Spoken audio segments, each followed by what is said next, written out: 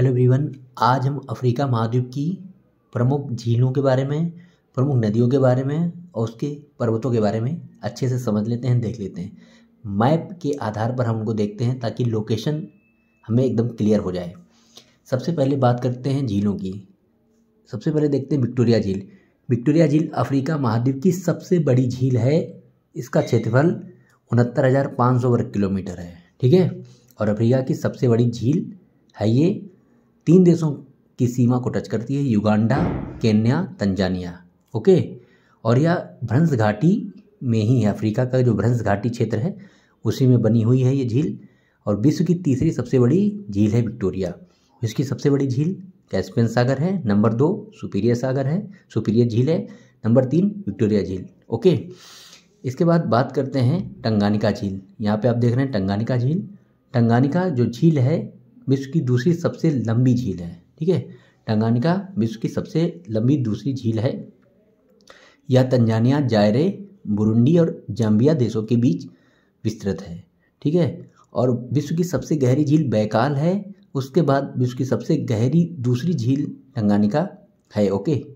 फिर नीचे आते हैं मलावी झील। आप यहाँ पे देख रहे हैं मलावी झील लिखा हुआ है। और मलावी या न्यासा झील इसे कहते हैं। और ये झील एक भ्रंश घाटी का उदाहरण है। मलावी, मोजाम्बिक और तंजानिया के बीच विस्तृत है। अफ्रीका की तीसरी सबसे बड़ी झील है मलावी, ओके। इसके बाद हम चलते हैं एल्बर्ट झील। एल्बर्ट जो झील है वो कांगो रिपब्लिक और युगांडा के बीच है, 2 देशों के बीच है। एडवर्ड झील यहाँ पे आप देख रहे हैं, एडवर्ड युगांडा में है। चाड झील आप यहाँ पे देख रहे हैं, चाड एक सहारा रेगिस्तान की एक झील है, ठीक है, जो कैमरून और नाइजीरिया देशों के बीच फैली है।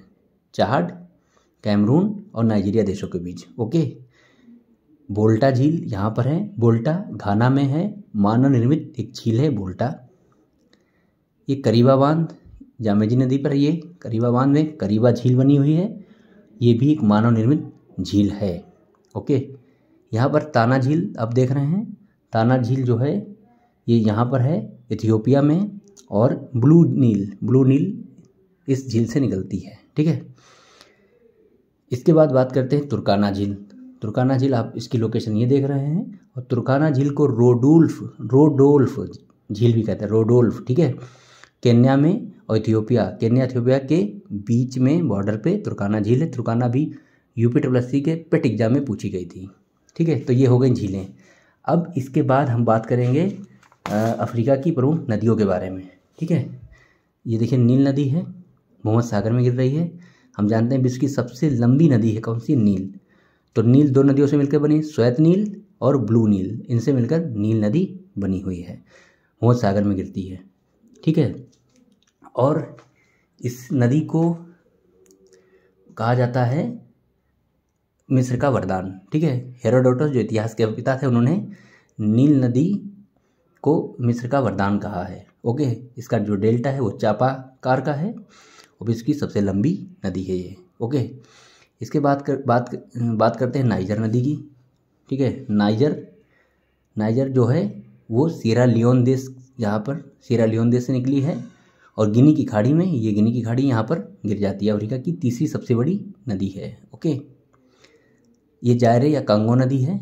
जायरे या कांगो नदी बहुत इंपॉर्टेंट नदी है। ये भूमध्य रेखा को 2 बार काटती है और ये अटलांटिक महासागर में गिरती है, ओके। ये आप देख रहे हैं जाम्बेजी नदी।